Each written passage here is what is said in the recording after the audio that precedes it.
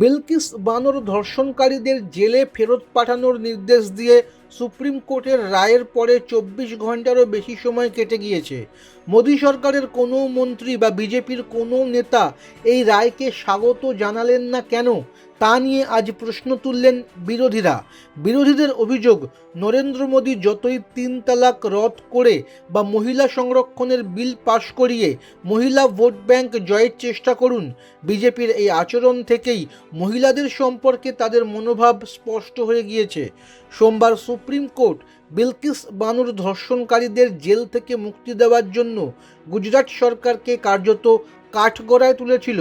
Supreme কোর্টের বিচারপতিরা বলেছিলেন, গুজরাট সরকার নিজের ক্ষমতার অপব্যবহার করেছে। অপরাধীদের সঙ্গে তাল মিলিয়ে কাজ করেছে গুজরাট সরকার। বিলকিসের ধর্ষণের মামলায় যাবজ্জীবন সাজাপ্রাপ্ত ১২ জনকে ২ সপ্তাহের মধ্যে জেলে ফেরানোর নির্দেশ দিয়েছিল সুপ্রিম কোর্ট।